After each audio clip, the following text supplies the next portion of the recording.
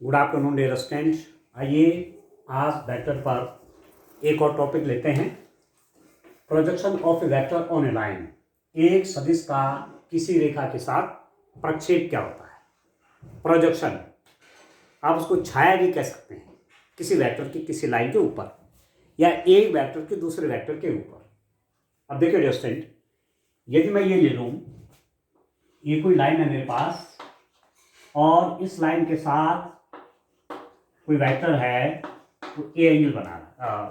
ये कोई vector A है और इस लाइन के साथ वेक्टर बना रहा थीटा एंगल, ठीक है। और वेक्टर हमारे पास है, वेक्टर है आपके पास ए बी कोई वेक्टर है जिसको ए से रिप्रेजेंट किया गया है और ए वेक्टर इस लाइन एल के साथ थीटा कोण बना रहा है। तो यदि मैं यहां से परपेंडिकुलर ड्रॉप करूं डिस्टेंस, तो जो बीपी होगा, यहां से परपेंडिकुलर ड्रॉप किया गया है, तो जो ये एपी होगा आपका, this AP is called the projection of this vector A on this line L. AP क्या हो जाएगा? ये भी वेक्टर है, ठीक है स्टूडेंट। इसको मैं यदि पी से डिनोट कर दूं, पी मीन्स प्रोजेक्शन वेक्टर, तो this is equal to how much? इसको आप फाइंड आउट कर सकते हैं। if I use cos of theta, for this theta, this is perpendicular, this is base, this is hypotenuse, because this angle is 90 degrees. So cos theta is equal to base means AP divided by this vector A, and magnitude I am taking here, this is the magnitude. This implies that AP is equal to mod of A cos of theta, and this is how much? This is the mod of P. The magnitude of this projection vector AP is given by mod of A cos of theta, और vector के रूप में आप दिखाएंगे तो A cos of theta आपका हो जाएगा डिस्टेंट। ये वेक्टर होगा प्रोजेक्शन वेक्टर का प्रोजेक्शन, ठीक है। तो परपेंडिकुलर ड्रॉप कर लीजिए, ठीक हो गया। तो जो ये डिस्टेंस निकलेगी, ये लेंथ जो निकलेगी, वही क्या हो जाएगा? प्रोजेक्शन वेक्टर हो जाएगा। किसका? ए का, इस डायरेक्शन में, एल की डायरेक्शन में। और वो कितना जाएगा? इसको मैं पी से डिनोट कर रहा हूं, दैट इज ए पी, ठीक है स्टूडेंट। और मैग्नीट्यूड आगे से देख सकते हैं उसका, magnitude of A cos of theta, ठीक है स्टूडेंट। अब आप देखिए, दूसरी स्थिति लेता हूं। यदि मेरे पास ये आपका ए वेक्टर है, ठीक हो गया। यदि ए वेक्टर और ये आपका बी वेक्टर है, angle between these two vector is theta, and I want to find the projection of this vector along the direction of this vector B. So what we have to do? We have to drop a perpendicular from here on this vector.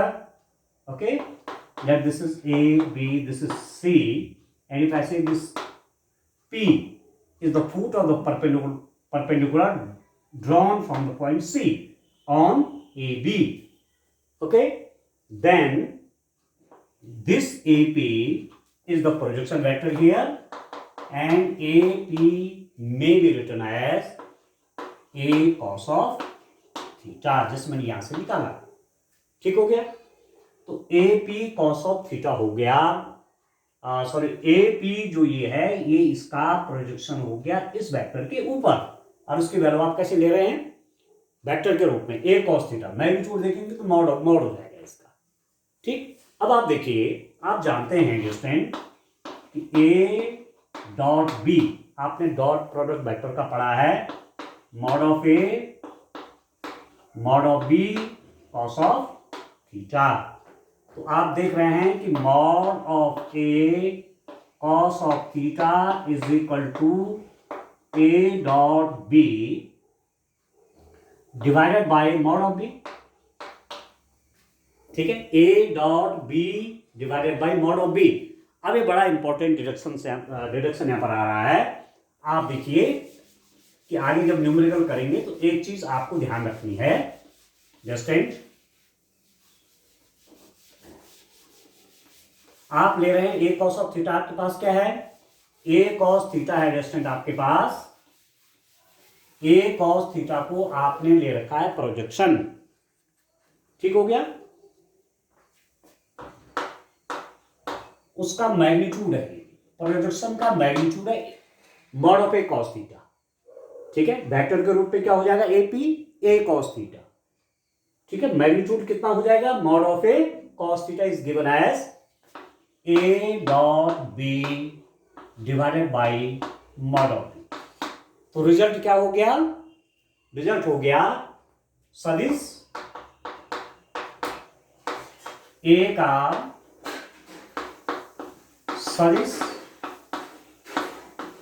सदिश ए का सदिश B पर प्रक्षेप, ठीक है। सदिश ए का सदिश बी पर, सदिश ए का सदिश बी पर प्रक्षेप दिया जाएगा A dot B over mod of B, ठीक है दोस्तों, इस रूप में दिया जाएगा ये, ठीक है, ठीक है, ठीक है दोस्तों। चलिए इंग्लिश में लिख लेता हूं, projection of a vector A on a vector B is projection of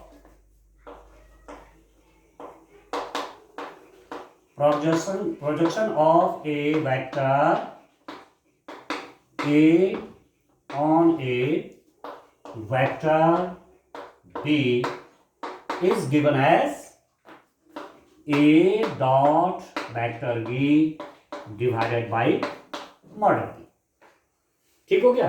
A vector का B के ऊपर प्रोजेक्शन कैसे निकालेंगे, आप A डॉट B कर देंगे और जिस वेक्टर के ऊपर प्रोजेक्शन देखना है उसका मॉड ले लेंगे। ए वेक्टर का बी के डायरेक्शन में, बी के ऊपर प्रोजेक्शन क्या होगा, ए डॉट बी, और इसका मॉड ले लेंगे, ठीक है। तो और मैं इसको किस रूप में लिख सकता हूं, दिस में भी written as A dot vector B over mod of B. इसको मैं ऐसा लिख सकता हूं, A dot B vector over mod of B and vector B divided by its mod is any vector b divided by its mod is given as unit vector, okay। ये vector b divided by its mod is unit vector along the direction of the vector b and that is denoted by b cap, so that's why this may be written as a dot b cap, ठीक है। आप समझ रहे हैं result, कहने का मतलब हुआ कि वेक्टर ए का इस डायरेक्शन में प्रोजेक्शन लेना है और इस डायरेक्शन में आपको यूनिट वेक्टर पता है, जैसे इस डायरेक्शन में यूनिट वेक्टर है बी कैप, तो इस वेक्टर ए का इस डायरेक्शन में इसके ऊपर प्रोजेक्शन कैसे दिया जाएगा, A vector A dot unit vector B. अब क्लियर होगा स्टूडेंट, ठीक है, ठीक है ना। तो फॉर्मूला आप समझ गए कि ए का बी के ऊपर प्रोजेक्शन क्या हो जाएगा, A dot B over mod of B. B vector का ए के ऊपर प्रोजेक्शन क्या हो जाएगा, B dot A over mod of A, ठीक। और यूनिट वेक्टर के रूप में आपने देखना है तो वेक्टर ए का इस वेक्टर बी के ऊपर प्रोजेक्शन हो जाएगा ए डॉट बी कैप, ठीक है, यूनिट वेक्टर है। क्लियर है स्टूडेंट, इस ढंग से आप क्या करेंगे, इसको फाइंड आउट करेंगे, ठीक है। अब आप देखिए, यदि किसी टाइम पर ये वेक्टर आपका परपेंडिकुलर हो जाए, या मैं इसी को देख लेता हूं, इस वेक्टर के परपेंडिकुलर आपका ए वेक्टर है, means the angle between vector A and B is 90 degrees, then at that time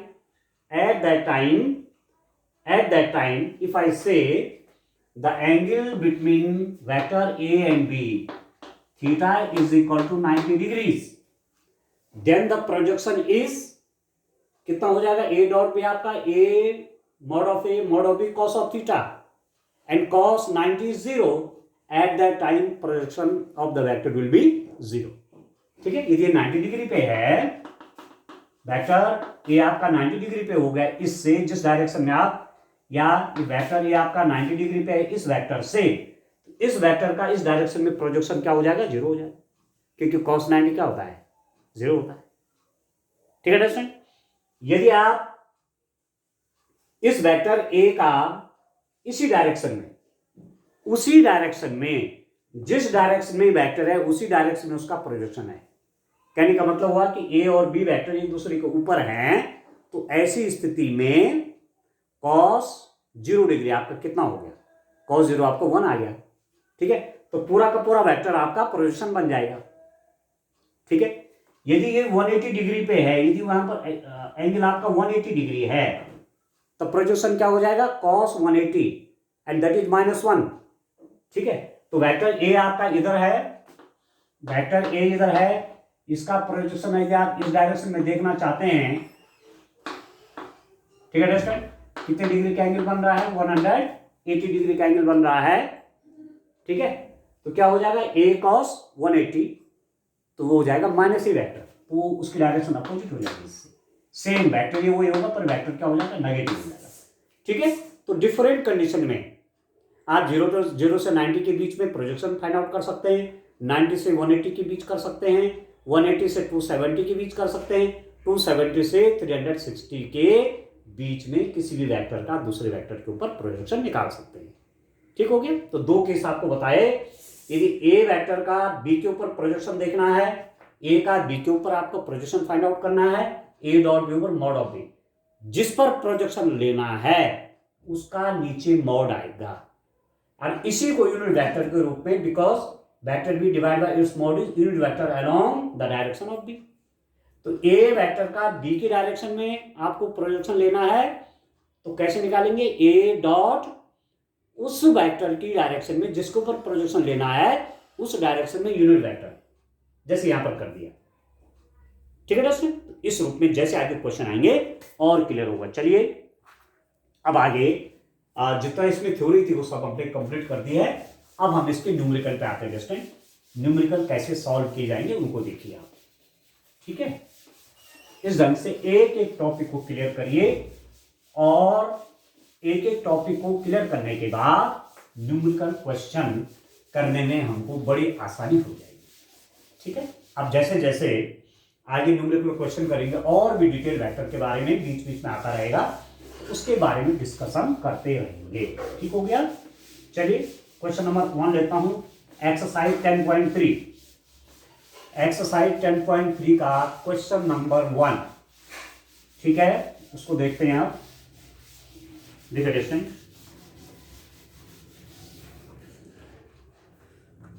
exercise 10.3 का क्वेश्चन नंबर 1 देखिए क्या है दोस्तों हमारे पास।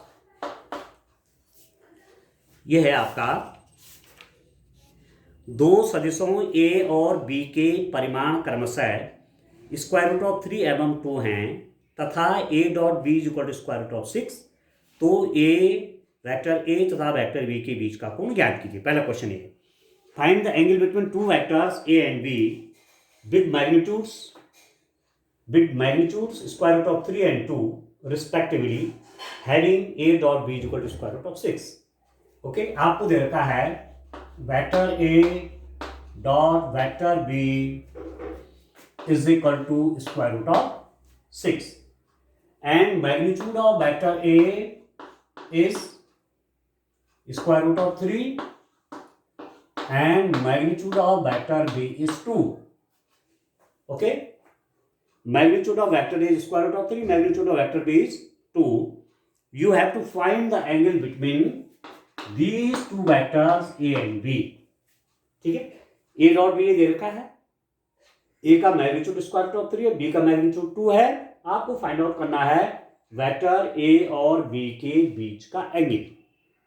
ठीक है दोस्तों, तो आप जानते हैं A dot B is given as mod of A, mod of B, cos of theta. आप फॉर्मूला जानते हैं, A dot B is equal to mod of A, mod of B, cos of theta. आपको दे रखा है A dot B कितना दे रखा है, स्क्वायर रूट ऑफ 6 दे रखा है, तो पुट कर लीजिए square root of 6 is equal to mod of A how much, that is square root of 3, mod of B that is 2 cos of theta This implies that cos of theta is given as square root of 6 over square root of 3 into 2. This implies that cos of theta is square root of 6 को मैं क्या लिख सकता हूँ, square root of 3 into square root of 2 divided by square root of 3 into 2. ठीक है, 3 2 जा 6, square root में अलग अलग कर सकते हैं, इससे आपका ये कट गया। ठीक है, तो cos ऑफ थीटा को क्या लिख सकते हैं, square root of 2 divided by square root of 2 into square root of 2। 2 को कैसे लिख सकता हूं, square root of 2 into square root of 2। 2 से आपका 2 कट गया, तो this implies that cos of theta is equal to 1 over square root of 2। cos theta is equal to 1 over square root of 2। This implies that theta is equal to 45 degrees, या आप इसको लिख सकते हैं pi by 4। ठीक है, pi by 4 का उन दोनों वेक्टर के बीच में एंगल होगा जिसका डॉट प्रोडक्ट आपका a dot B square root of 6 है, जहां a और b के मैग्नीट्यूड आपको दिए हुए हैं। ठीक है दोस्तों, तो इस रूप में आपको इसको फाइंड आउट करना है। ठीक है, चलिए नेक्स्ट क्वेश्चन देखते हैं आप। इसके बाद दूसरा क्वेश्चन लेते हैं, देखिए। ठीक है ना, सरल करने के लिए। अब चलिए नेक्स्ट क्वेश्चन देखते हैं, क्वेश्चन नंबर 2। उसमें क्या है जस्ट देखिए, क्वेश्चन नंबर 2 देखते हैं।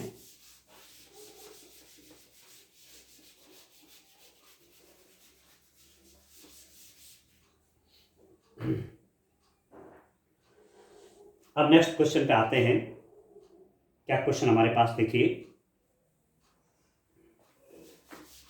Dear friend,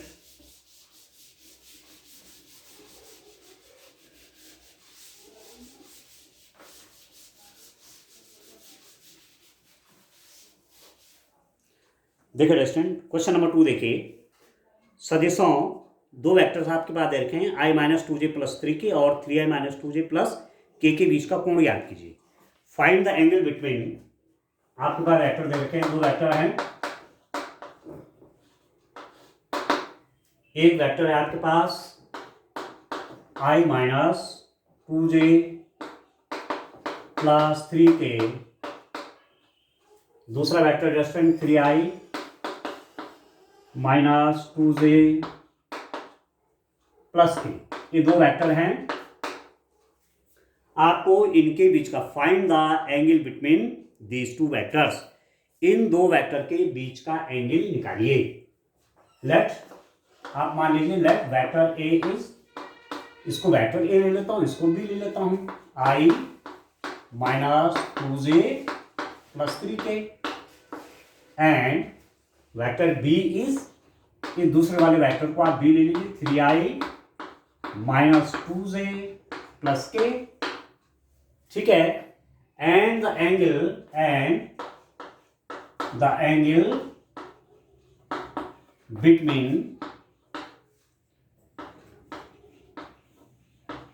these two vectors is theta. These two vectors are, लिख लीजिए चाहे, these two vectors are theta. इन दोनों वेक्टर के बीच का एंगल कितना हो गया, थीटा। ठीक हो गया, तो आप जानते हैं a dot b dot product of these two vectors are given by mod of a mod of b cos of theta. Okay, this implies that cos of theta is given as a dot b divided by mod of a mod of b. ठीक है दोस्तों, अब मैं a dot b भी निकाल लेता हूं, mod of a भी फाइंड आउट करता हूं, mod of b भी फाइंड आउट करता हूं। जब ये सारी वैल्यूज आ जाएंगी तब मैं cos थीटा वाले में इसकी वैल्यूज रख दूंगा। तो अब आप पहला देखिए a डॉट b आप कैसे निकालेंगे। देखिए a वेक्टर आपके पास क्या है, i minus 2j plus 3k, and vector b is, ये है दिया हुआ 3i माइनस 2j प्लस k। कैसे डॉट निकालते हैं, देखिए i का i के साथ, i डॉट i 1 होता है, 3 1 जा 3, तो 3 हो जाएगा। j का j के साथ, -2 इंटू -2 +4 हो गया, +4 जे डॉट जे आपका 1 हो गया, के डॉट के आपका 1 हो गया, 1 इंटू 3 आपका 3 हो गया। अब आप देखिए आई का इसके साथ I dot I 1, I dot J 0, I dot के 0, इसलिए केवल यही टर्म आए। जे का J dot I 0, J dot J 1, J dot के 0, इसलिए केवल यही टर्म लिखा। के डॉट आई 0, के डॉट जे 0, के डॉट के 1, इसलिए ये टर्म आए। ठीक है, तो ये कितना हो जाएगा आपके पास, ये आपके पास 10 हो गया। ठीक हो गया। Now find the mod of A, that is equal to mod of A कैसे फाइंड आउट करेंगे स्टूडेंट? ये जो वेक्टर आपके पास, इसका मॉड कैसे फाइंड आउट करेंगे इसका? ठीक है, मैग्नीट्यूड। मॉड का मतलब है मैग्नीट्यूड से मतलब है। How can you find the magnitude of this A?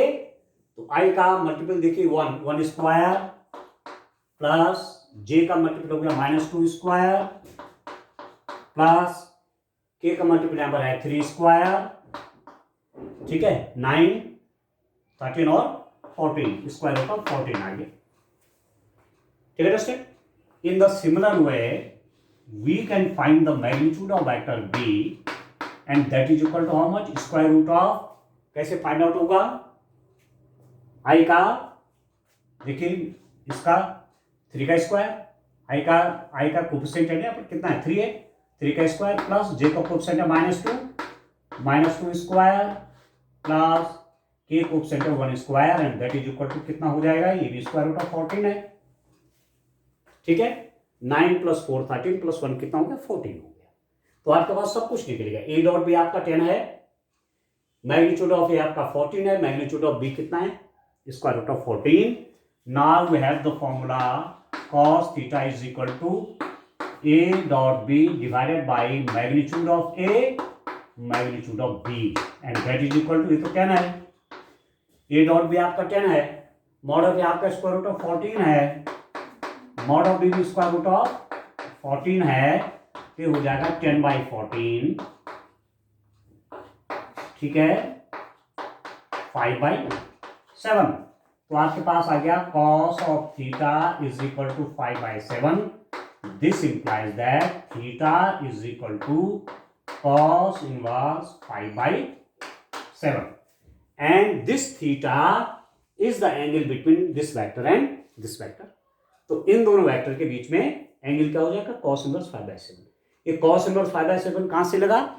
Inverse trigonometric function जो आपके पास इस साल मैथ्स की 2 बुक है ना, पार्ट 1 पार्ट 2।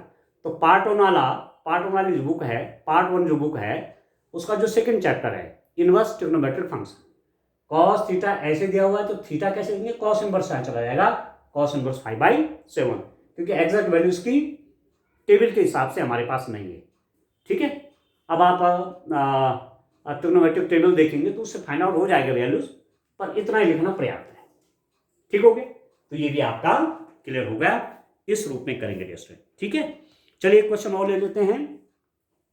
क्वेश्चन नंबर 3 देखिए अब आप, ये है दोस्तों, आसान से है क्वेश्चन करना, फॉर्मूले के हिसाब से फॉर्मूला यूज करना है और वैल्यू निकालनी है।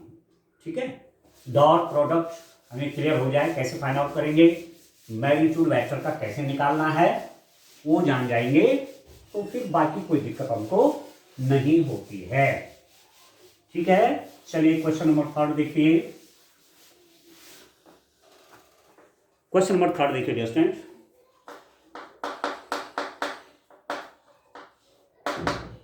देखिए सदिश i + j पर सदिश i - j का प्रक्षेप ज्ञात कीजिए।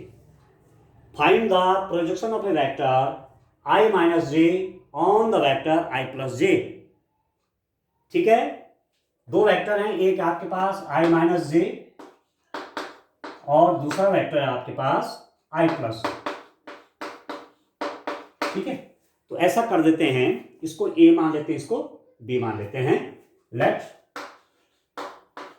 a vector is i - j and vector b is i + j। अब क्या फाइंड आउट करना है, find the projection of this vector on this vector. a का प्रोजेक्शन b के ऊपर निकालना है।